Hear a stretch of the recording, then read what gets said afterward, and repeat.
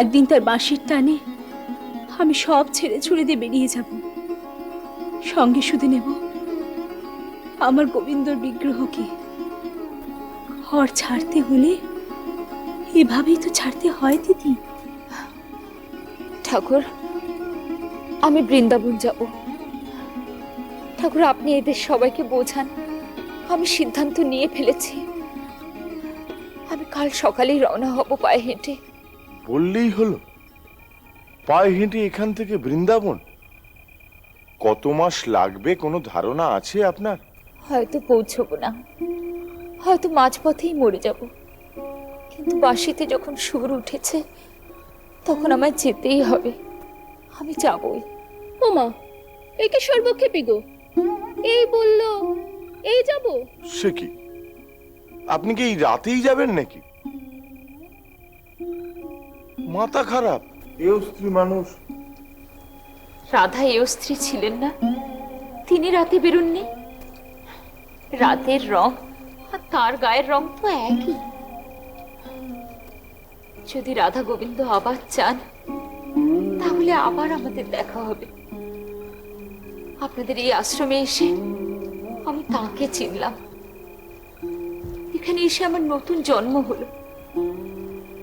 আমি আপনাদের কথা কোনোদিন ভুলব না। ঠাকুর, আমায় অনুমতি দিন। আয়ুষ্মতি বাবা, আমায় আশীর্বাদ করুন ঠাকুর, যেন তার বাঁশির সুর আজীবন আমার কানে বেলে থাকে। আর একটা কথা, যদি কোনোদিন নবদ্বীপের নিমাই পণ্ডিতের সঙ্গে আপনাদের দেখা হয় তাহলে ওকে বলবেন যে বৃন্দাবনে ওর সুধা দিদি ওর জন্য অপেক্ষা করে থাকবে। আসি।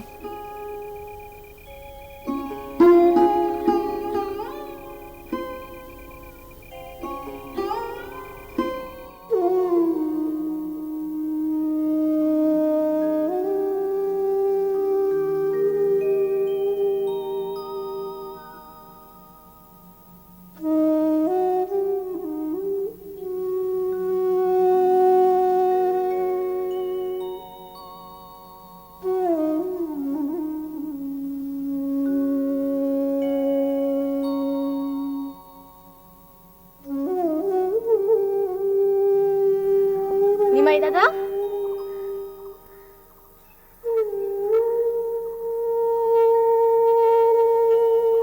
ও নিমাই দাদা।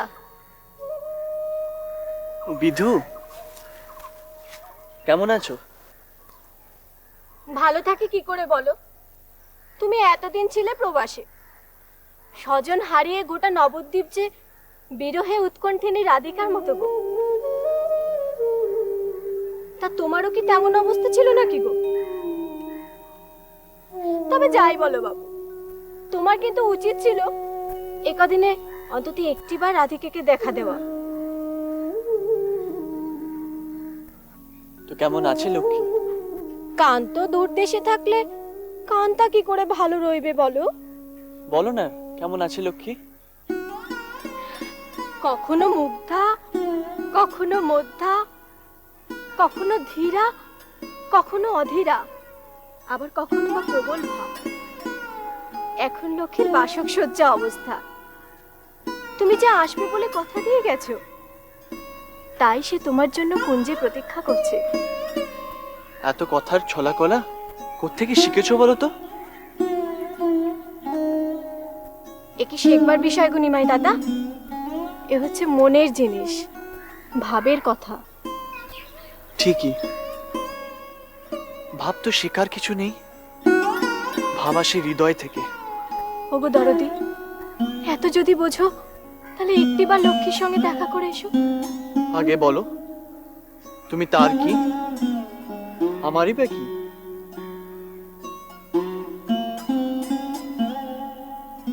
তুমি নবদ্বীপের গোড়া চাঁদ, বৃন্দাবনের গোপীজন বল্লভ, রাধার নায়ক, নাগর শ্যাম। তাই? তাহলে তুমি নবদ্বীপের রাধারই বা কে? ও মা, নবদ্বীপে সেরা পণ্ডিত হয়ে এটাও বুঝলে না? আমি তোমার রাধার কে? কে? নিমাই দাদা, আমি তোমাদের দুটিকে আলাদা করে দেখি না গো। তাই আমি তোমার রাধার যা, তোমারও তাই। তুমি যে তাকে যৌবনে যোগিনী করে তুললে গো। এবার বুঝতে পারছি, তুমি বড়াই বুড়ির মতো দুটি হয়ে আমাকে পরামর্শ দিতে চাইছো। বারে, আমি তার সই হতে পারি আর তোমার হতে পারি না? তার বিরহের অবস্থা যদি তুমি দেখতে, তবে বুঝতে। পরামর্শ নয়, বিরহকালে তাকে সান্ত্বনা দেওয়াটাই সবচেয়ে বড় ছিল গো। আচ্ছা বেশ, আমি তোমায় কথা দিলাম, আমি তাকে দেখা দেবো। দেবে? সত্যি দেবে? কবে বলো, কবে? যাই, আমি এক্ষুনি গিয়ে তাকে খবর করে গিয়ে। মার শরীর এখন ভালো নেই, তার উপর কৃষ্ণযাত্রার দিনও এগিয়ে আসছে। আমি বেশ বুঝতে পারছি আমার আরেকটা পরীক্ষা দেবার সময় এসে গেছে। বিধু, আমাকে যে 4টে তরুণ দ্বার অতিক্রম করতেই হবে, আর সেই 4টে দ্বার কোথায় অতিক্রম করবো তুমি জানো? কোথায়? তোমার গোবিন্দের আটচলায়। সব মাতালের প্রলাপ। গৌড়ের মসনদে বসবেন ওই হাফ শিখর। সুলতান নেই তো কি হয়েছে? আমরা কি সবাই মরে গেছি? হাফসিদের হয়তো সেই রকমই মনে হয়েছে অধিকারী মশাই। আমাদের গুপ্তচর ভীমকান্ত মহাশয়ও তাই কথাই বলেন যে সব মাতালির পোলাপ। তবে বেশ কিছু থেকেই বেটারা এই রকমই একটা সুযোগের সন্ধানে ছিল। সুযোগ? সুযোগ ঠিক ছেলের হাতের মোয়া। রাজধানীর রক্ষার দায়িত্ব সুলতান আমাদের হাতে দিয়ে যুদ্ধক্ষেত্রে গেছে।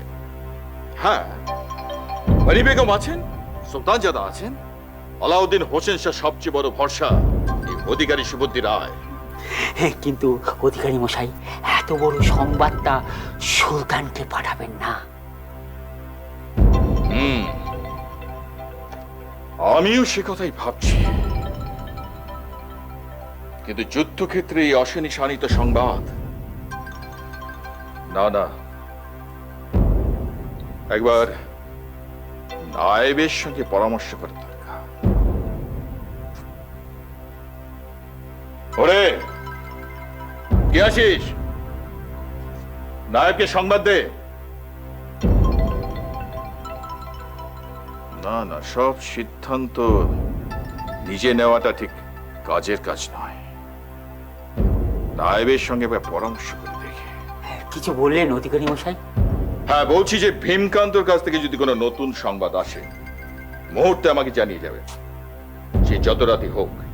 যথা আজ্ঞা অধিকারী মশাই।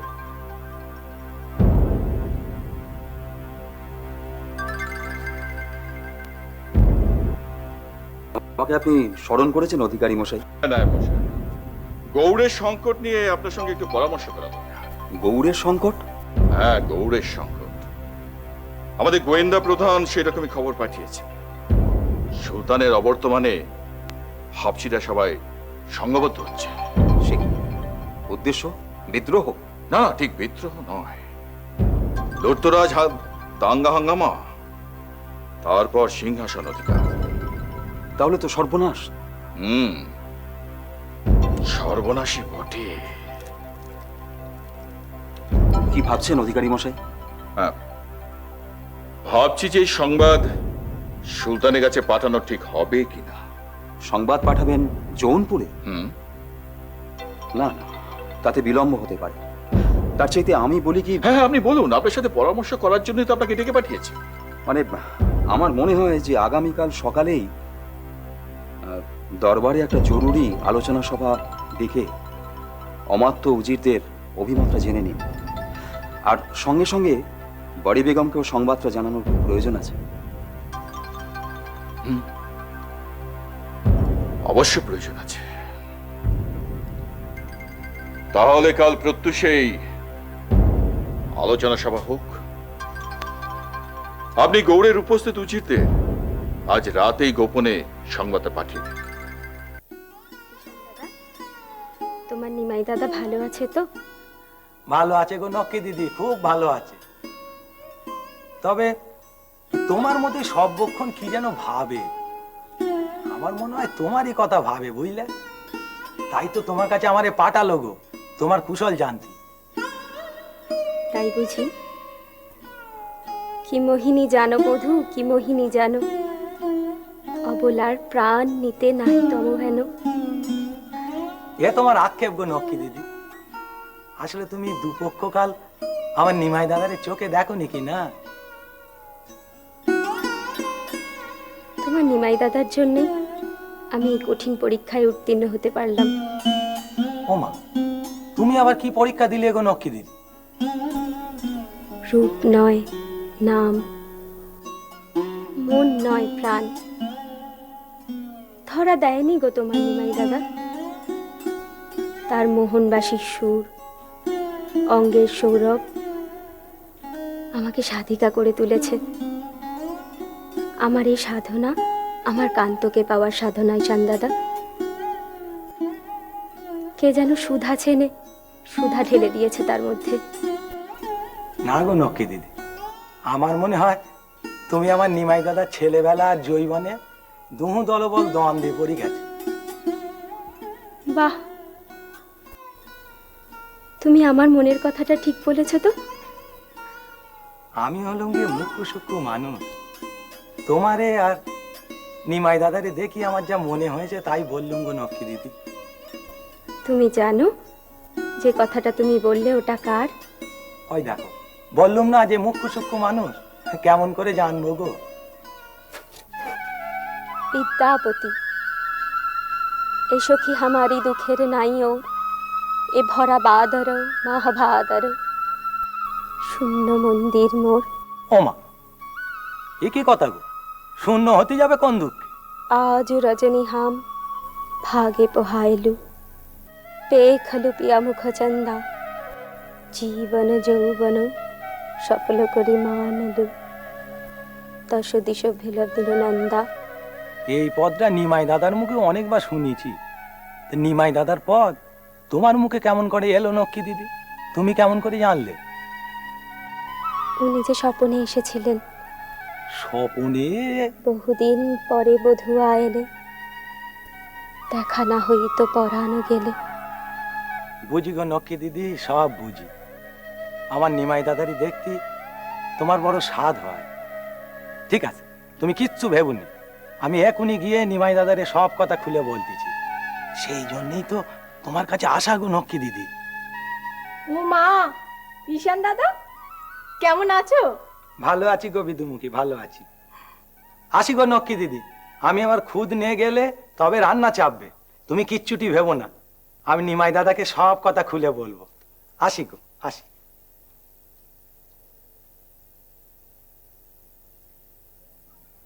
হলো মুখপুরি, এবার শান্ত হয়েছিস তো? যাকে দেহ মন সব সঁপেছিস সে তো এসেছে। দুঃখিনীর দিন দুঃখেতে গেল, মথুরা নগরে ছিলে তো ভালো। মলিন না করো রাধা, চান্দ সম মুখ, তোর দেহগতি দেখি মতে লাগে দুঃখ। ভরসা রাখ সই, ভরসা রাখ, আমি তো আছি, গঙ্গা জলও আছে। গঙ্গাটাকে অনেকদিন দেখি না রে, ও হয়তো সইয়ের কথা ভুলেই গেছে। ভুলবে কেন সই? আমার মতো ওর কপালটাও যে পোড়া। আমার তো তবু গোবিন্দর আটচালা আছে, ওর যে তাও নেই। সুমঙ্গলা দিদির আশ্রয় না পেলে ও যে ভেসে যেত। ওসব কথা থাক। আমার কান্তর সঙ্গে তোর দেখা হয়েছিল? তার মোহনবাসীর সুর শুনে আমি যে আর থাকতে পারলাম না সই। তার পিছনটিতে গিয়ে চুপটি করে দাঁড়ালাম। আমার কথা কিছু বললে? ও মা, সে কি কথা রে? তুই তো তার ধ্যান জ্ঞান সব রে। আমাকে একটিবার তার কাছে নিয়ে চল। ঘরে কেউ নেই? মা চানে গেছে, বাবা শ্রীবাস দাদার আখড়ার ওখানে গেছে। আপনি এখানে জেগে আছেন বেগম সাহেবা? আমি ভাবলাম আপনি কখন ঘুমিয়ে পড়েছেন। কি লাগবে বলুন, মাথাটা একটু টিপে দেব? হ্যাঁ রে, দানিয়েল ঘুমোলো?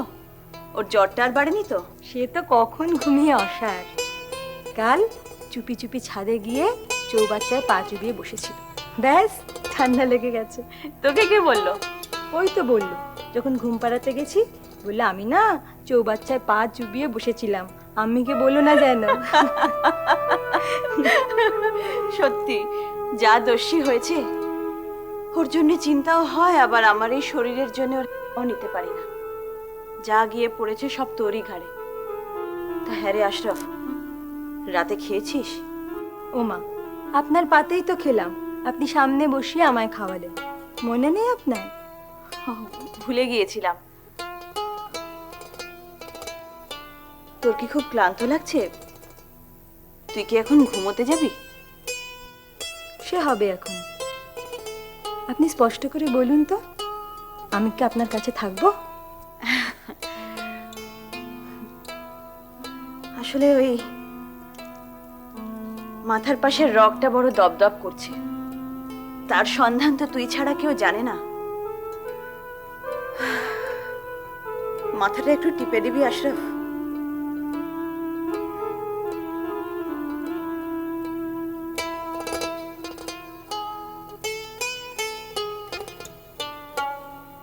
আমার কি হবে বলতো আশরাফি?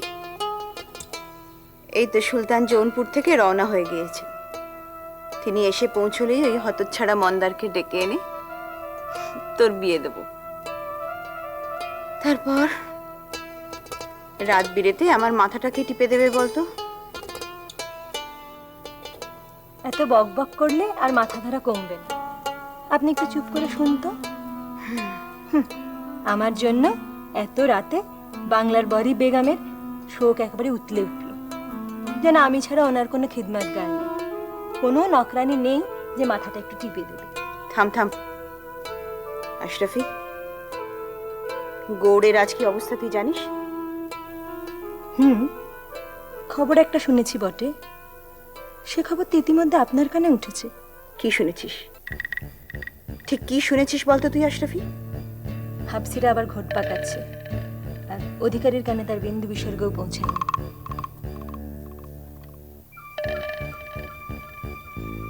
কিন্তু রাজধানী থেকে 100 মাইল দূরে বসে হোসেন শাহের কানে কথাটা ঠিক পৌঁছে গেছে। সেই জন্যই আজ সে সুলতান, আর যে অধিকারী সে অধিকারী।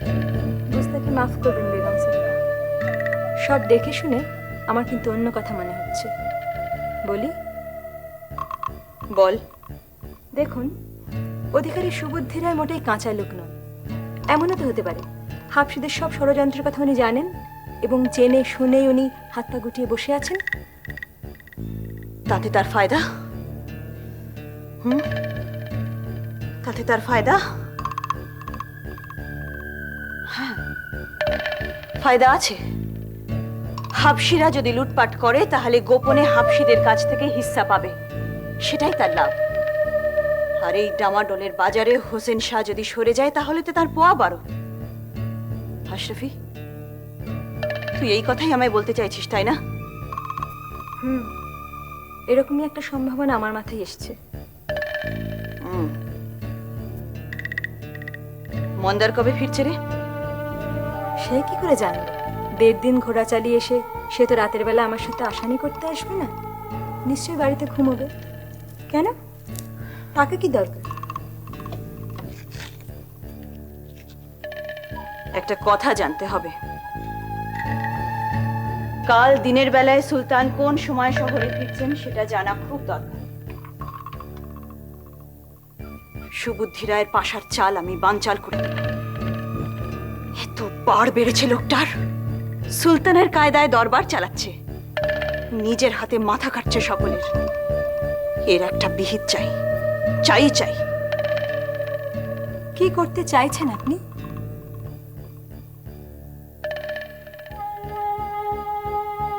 আমি নিজের মুখে হোসেনকে কিছুই বলবো না।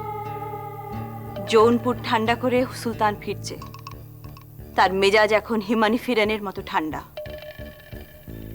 গৌড়ে পৌঁছে যখন দেখবে সুবুদ্ধিরাই আসল নবাব আর সে একটা হাতের পুতুল, তখন সুলতানের মেজাজ গরম হয়ে যাবে।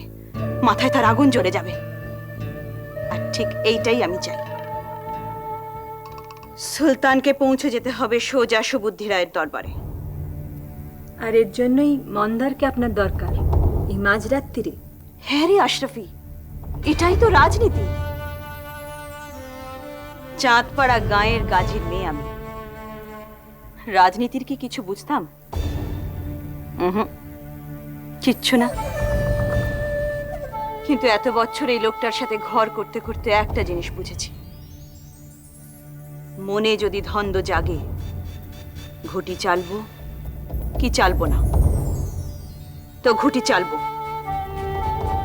আমার মনে হয়েছে সুবুদ্ধি রায়ের ডানা ছাঁটার এইটাই উপযুক্ত সময়, তো আমি ডানা ছাড়ব।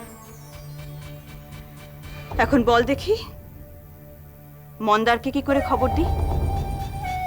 এতেম খাঁকে ডেকে পাঠাই? দেখুন বেগম সাহেবা, আমি যদি এখানে উল্টো কথা বলি তাহলে আপনার ভালো লাগবে না। আপনি ভাববেন আমি হয়তো মন্দারকে আড়াল করতে চাইছি।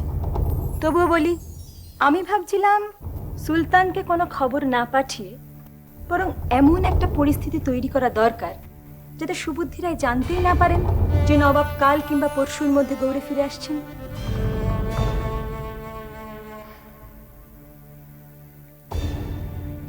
তা কি করে সম্ভব? মন্দার আজ সন্ধ্যাবেলা গৌড়ে ফিরেছে। তার সঙ্গে দেখা হয়েছে মাত্র 5 জন। আপনি, শাহজাদা, নুসরাত, আমি, এতেম খাঁ। আজ সন্ধ্যাবেলার মধ্যে লোক পাঠিয়ে যদি সুবুদ্ধি রায়কে তুলে এনে আপনার প্রাসাদে বন্দি করা হয় তাহলে তো কাকপক্ষীয় টের পাবেন। এতেম খাঁ যদি বিশ্বাসঘাতক হয়, তার মরণাস্ত্র আপনার হাতে।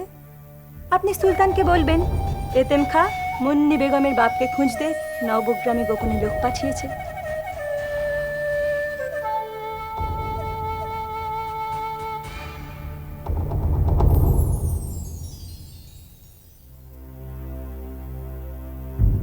তাহলে আপনারা সব কথা শুনলেন, এবার বলুন আমাদের কি কর্তব্য। আমার বিবেচনায় শীঘ্রই সুলতানকে সংবাদটা পাঠাতে হবে। কিন্তু সুলতান এখন যুদ্ধক্ষেত্রে সৈন্য পরিচালনায় ব্যস্ত। এই অবস্থায় হ্যাঁ, আপনি ঠিকই বলেছেন। এই অবস্থায় সুলতানকে বিব্রত না করে আসুন আমরা এই জঘন্য চক্রান্তের মোকাবিলা করি। কিন্তু কিভাবে? উজির মশাই, আজকের এই সভায় সেটাই আলোচ্য বিষয়। কিভাবে কিভাবে এই চক্রান্ত মোকাবেলা করা যায় বলুন। আপনারা বিচক্ষণ উজির, সুলতানের অবর্তমানে আপনাদের পরামর্শ এবং সুনিশ্চিত অভিমত এই চক্রান্ত মোকাবেলার শক্তি। আমার বিবেচনায় অবিলম্বে গৌড়ে সংকটকালীন অবস্থা ঘোষণা করা উচিত। সংকটকালীন অবস্থা ঘোষণার পূর্বে আমাদের চারিদিকে যোদ্ধার পাহারার ব্যবস্থা করতে হবে। বিশেষ করে কোষাগার, অস্ত্রাগার, কারাগার এসব জায়গায় দ্বিগুণ, কোথাও চতুর্গুণ রক্ষী সৈন্য মোতায়েন করতে হবে। আমার বিবেচনায় দুটোই হোক, জরুরি অবস্থা ঘোষণা এবং জোরদার পাহারার ব্যবস্থা। তাহলে আপনাদের আর কিছু বলার আছে? তাহলে সুলতানের নির্দেশ আমি কালই জারি করে দিচ্ছি। আজ এখানে সভা ভঙ্গ হোক। তবে একটা কথা, সংকটকালীন অবস্থা চলাকালীন আপনারা গৌড় ছেড়ে কেউ কোথাও যাবেন না। কেন অধিকারী মশাই? কারণ যে কোনো মুহূর্তে আপনাদের পরামর্শ আমার প্রয়োজন হতে পারে। সুলতানের অবর্তমানে দেশ রক্ষার দায়িত্ব আমাদের সকলের। আমি তককে তককে ছিলুম গো জয়া দিদি। বল্লভাচার্য বেরোলে আমি নক্কি দিদির কাছে যাব। তার আগে মাঠাগরেন রে তো নদীর ঘাটে দেখেছি। তো তুই কি করে জানলি যে বল্লভাচার্য বেরোবেন? ওই দেখো, কেষ্ট যাত্রা নিয়ে সবার মধ্যে এত ব্যস্ততা, আর এটা জানবুনি? বল্লভাচার্যকে তো এসে পর্যন্ত দেখতেছি রোজ একবার করে শিবাসের আখড়ার ওদিকে যান। আমিও তো সেই অপেক্ষায় ছিলুম গো দিদি। যেই বল্লভাচার্য বেরিয়েছেন আমি অমনি ঢুকেছি। ঢুকে দেখি কি আমাদের নক্কি দিদি দাওয়ায় দাঁড়িয়ে আকাশের পানে কেমন আনমনে চেয়ে আছে। সঙ্গে সঙ্গে বলেছি, ও নক্কি দিদি, নিমাই দাদারে আমাদের পাঠতেছে, তোমার কুশল জানতি। ব্যাস অমনি গড় গড় করে মনে সব কথা বলি ফেললে। ও বাবা, তোর পেটে পেটে এত বুদ্ধি? বুদ্ধি বলতিছ কেন দিদি? ভালোবাসায় অমন একটু ছল থাকতেই হয়, না হলে সোনার মধ্যে কতখানি খাদ আছে বুঝবো কেমন করে গো? তো কি জানলি? জানলুম নক্কি দিদি আমাদের নিখাত সোনা গো। নিমাই দাদার সঙ্গে ভারী মানাবে। সবই তো বুঝলুম ঈশান, কিন্তু দিদি কি মেনে নেবেন? কেন মেনে নেবে না কেন? সে তুই বুঝবি না ঈশান। বুঝি বুঝি, বোঝালেই বুঝি। এ অভাবের সংসারে বোঝার আর কি আছে বলো দিদি? রাত দিন খালি অভাব অভাব আর অভাব। অভাবের সংসারে অভাব থাকবে না তো আর কি থাকবে শুনি? তা বলে অভাবের কীর্তনে অভাব কখনো ঘোচে না ঈশান। আমাদের নিমাই এখন কত বড় পণ্ডিত হয়েছে। মুকুন্দ সঞ্জয়ের বাড়িতে তার টোল তো এখন ভালোই চলছে। তাছাড়া তার মাথার উপরে বুদ্ধিমন্ত খান আছেন, আমাদের অদ্বৈত ঠাকুর আছেন। ও নামটা নাই বা করলে গো দিদি? কোন নামটা ঈশান দাদা? কৃষ্ণ নাম করো। কৃষ্ণ নামে আর স্বয়ং কৃষ্ণে কোনো ভেদ নেই। নাম এনে দেয় প্রেম, নামের সঙ্গে নামই নেমে আসেন। বস্ত্রহরণের সময় দ্রৌপদী আত্মস্বরে কৃষ্ণকে ডেকে বলেছিলেন, হে গোবিন্দ দ্বারকাবাসীন কৃষ্ণ, গোপী জনপ্রিয়। আর দূর থেকে সেই আহ্বানের ঋণ কৃষ্ণকে বিচলিত করেছিল। নাম, নামই চিত্তশুদ্ধির শ্রেষ্ঠ উপায় ঈশান দাদা। হয়েছে বাবা হয়েছে, এবারে খাওয়া দাওয়া হবে নাকি? হ্যাঁ হ্যাঁ, সেই ভালো। যাও গো নিমাই দাদা, হাতে মুখে একটু জল দে নাও। অনেক রাত হয়েছে, আমি খাবার ব্যবস্থা করি। আজ তুমি খাবে আর আমরা তোমার পাশে বসে থাকবো। তোমরা এসো, আমি দেখি সচিমা ঘুমিয়ে পড়েছেন কিনা। তোমরা এসো গো, এসো। বসো না মাসি, বসো। কি রে, হলো দেখা লক্ষ্মীর সঙ্গে? হয়নি, তবে খুব শীঘ্রই হবে। নিমাই, এবার তুই একটা বিয়ে কর বাবা, দিদিকে একটু শান্তি দে। মায়ের অশান্তির কারণ তো আমি নই মাসি। মায়ের অশান্তির কারণ অদ্বৈত আচার্য। মায়ের আশঙ্কা তিনি বুঝি আমাকে সংসার বিভাগী করে ছাড়বেন। তাহলে সেই মায়ের আশঙ্কাটাই দূর কর না বাবা। হ্যাঁ গো নিমাই দাদা, এটা তুমি এবার সেরেই ফেলো। নক্ষী দিদি না তোমার বড় ভালোবাসে। ও তুমিও বুঝি এখন বড়াই বুড়ির ভূমিকা নিয়েছো? না গো নিমাই দাদা, মনে হলো তাই বললুম। এই না না, এবার ওটো দেখি, অনেক রাত হয়েছে, মুখে কিছু দেবে। এসো, ওটো ওটো। আমি জানতে চাইছি হারেমের গোপন সংবাদ বাইরে কে পাচার করছে।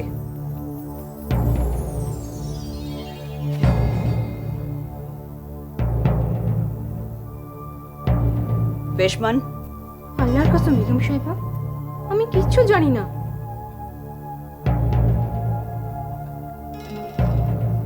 তো কি?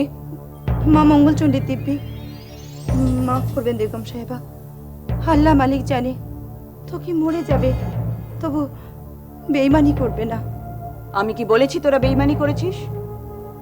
আমি শুধু জানতে চাইছি হারেমের গোপন সংবাদ বাইরে শত্রুর হাতে কে পাচার করছে। গুপ্তচরের শাস্তি কি তোরা জানিস? জানি বেগম সাহেবা, শুল, তাদেরকে শুলে চড়ানো হয়। না, এখন থেকে আমার হুকুমে তাদের নাক কান কেটে ছেড়ে দেওয়া হবে। বুঝতে পেরেছিস? এখন যাও। যে আদেশ বেগম সাহেবা।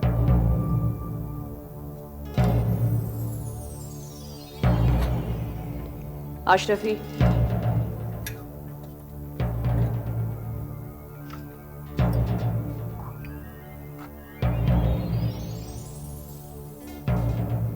গুলশান আর রেশমার উপর নজর রাখতে হবে। হারেমে নতুন চিড়িয়া এসেছে তো তাই। বেগম সাহেবা, অধিকারী শুভদ্দি রায় আপনার সাথে দেখা করতে চান। অপেক্ষা করতে বলো।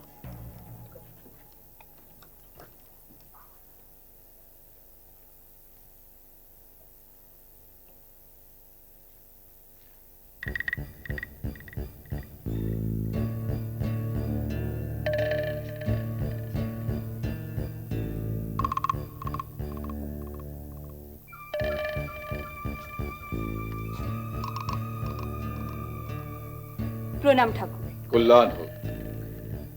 অসময়ে আপনাকে বিরক্ত করলাম, কিন্তু না এসেও কোনো উপায় ছিল না। রাজনীতির আবার সময় অসময়। সারা দেশ জুড়ে এখন অশান্তির আগুন জ্বলছে, এ সময় ওসব ভাবলে চলে? বলুন ঠাকুর, কি খবর?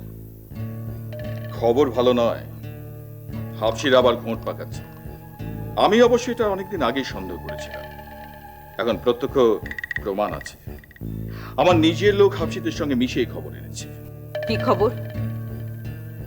ওরা সরাসরি আক্রমণ করতে চায়, লুটতরাজ শুরু করবে এবং তোষাখানায় আক্রমণ করার চেষ্টা করবে, এমনকি রাজমহলেও। না না, রাজমহল আক্রমণ করার সাহস ওরা পাবে না। কিন্তু আমার মনে হয় বেগম সাহেবা, ঘরের ইঁদুর যদি বেড়া কাটে, গৃহস্থ কি করে ঘর সামলাবে? আপনার কথা আমি বুঝতে পারছি ঠাকুর। ঘরের শত্রু তো চুপ করে বসে নেই, না হলে বেগম মহলের খবর হাফসিদের কাছ অব্দি পৌঁছয় কি করে?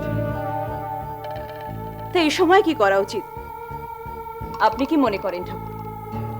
আমার মনে হয় এখন দেশে সংকটকালীন অবস্থা জারি করলে ভালো। সে কি? তাহলে তো সাধারণ মানুষ ভয় দিশাহারা হয়ে যাবে। কিন্তু ভয় তো মানুষকে সতর্ক করে দেবে বেগম সাহেব। না না, এখন আপনি যা ভালো বুঝেন তাই করবেন, কারণ সুলতানের অবর্তমানে তো আপনি রাজপাট সামলাচ্ছেন। ছি ছি ছি ছি, কি যে বলেন! আপনি হোসেনের রাজনীতির গুরু, আমি আপনাকে উপদেশ দেব কি করে? আপনার হাতে ওটা কি? এটা হচ্ছে ওই সংকটকালীন অবস্থা জারি করার জন্য একটা সমন দরকার।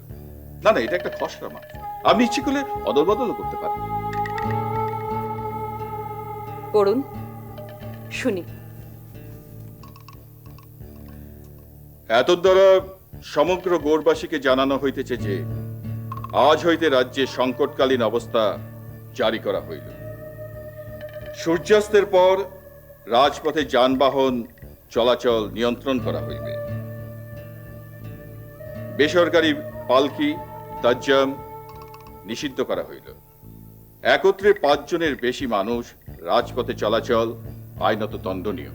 চমৎকার। হোসেন না ফেরা অব্দি এই ব্যবস্থাই তাহলে থাক।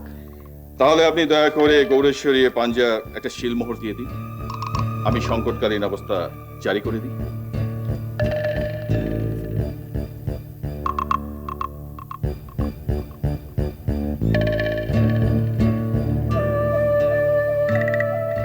আশা করি হোসেন কিছু মনে করবেন। আমি ভাবছি কুকি খা, যে গোপনীয় সংবাদটা এত শীঘ্র বের হয়ে গেল কি করে? কে কে বেঈমানি করেছে? সেই বেঈমানটার রক্তে আজ আমি অজু করব। মাথা ঠান্ডা রাখ, অত উত্তেজিত হয়েও।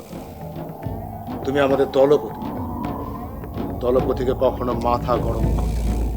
ভুল বললে কুকি খা, দলপতি আমি নয়, দলপতি তুমি। আর তুমি তো ভালোভাবেই জানো বেঈমানি আমি কখনো বরদাস্ত করি না। কে বেঈমানি করেছিস? কবুল কর, কবুল কর, কে বেঈমানি করেছিস? আল্লাহ কসম সর্দার, আমি কিছু জানি না। আল্লাহ মালিক নিয়ে এর বিচার করবেন। কবুল সর্দার। ছাড়ো সর্দার, জরুরি অবস্থা। আমাদের এই জরুরি অবস্থার মধ্যে সুযোগ নিতে হবে। হয় দস্যু বেশে, নয় সাধু ফকিরের ছদ্মবেশে। এটা মনে রাখার দরকার। আমাদের মহৎ উদ্দেশ্য হলো গৌড়ের সিংহাসনে আবার হাফসি রাজ প্রতিষ্ঠা করা, আর এটাই তার সুবর্ণ সুযোগ।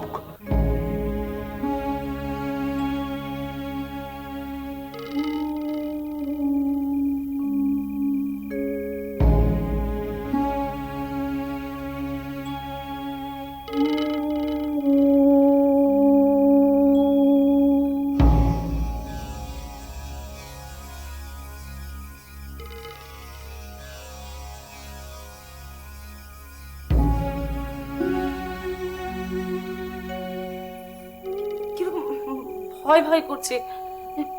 হে, এই প্রাসাদটা কিরম ফাঁকা ফাঁকা। আচ্ছা, এইরকম একটা প্রাসাদে তোমার কেন থাকার শখ হলো বলো তো?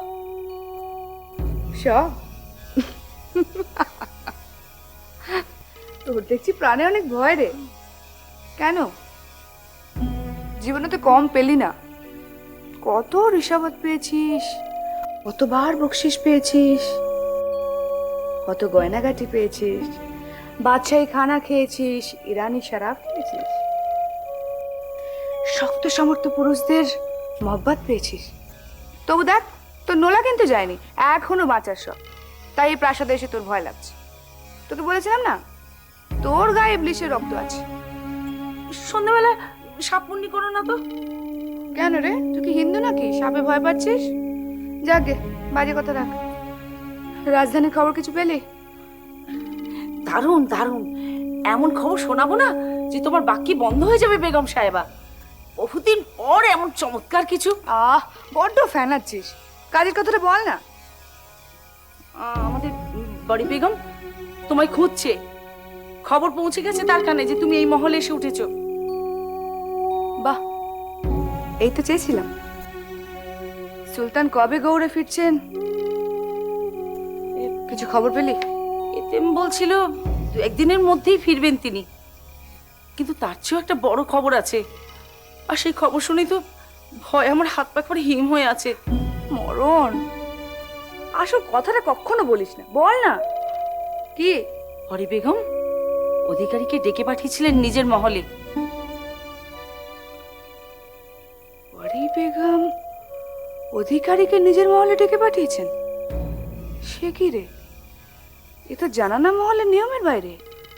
একমাত্র বড়ি বেগমের সে ক্ষমতা আছে। রাজ্যপাট চালাবার জন্য সুলতান ছাড়া যে কাউকে আদেশ দিয়ে ডেকে পাঠাতে পারেন তিনি, আর তাই করেছেনও। অধিকারীর সঙ্গে কি কথা হয়েছে কিছু জানতে পেরেছিস? কিচ্ছু না, কিচ্ছু না। ওই শয়তানি আশ্রফিটা শুধু ছিল কাছে। তার পেট থেকে কথা বার করবে কে? বড়ি বেগম ছাড়া কাউকে সে মানুষ বলেই মনে করে না। তার পেট থেকে কথা বার করা সোজা নয়। লোভ দেখা মতি। অধিকারীর সঙ্গে কি কথা হয়েছে সেটা যদি ও বলতে পারে, আমি ওকে মোটা ঋষাবাদ দেবো। আশ্রফি ঘুষ নেয় না, সে উপায় থাকলে এবাদে কি আর এতক্ষণ এখানে বসে থাকতো? এতেমকেই সে ফুঁয়ে উড়িয়ে দেয়। কিন্তু এ খবর যে আমার চাই মতি। অধিকারী এখন কোথায়? শুনেছি গত 2 দিন তিনি রাজমহলে ফিরতে পারেননি। রাতে এক মন্দিরে শুয়েছিলেন। অধিকারী রাজমহলে ফিরতে পারেননি কেন? গৌড়ে তো ভীষণ গন্ডগোল। যত সব হাবসিরা আবার লুটতরাজ শুরু করেছে।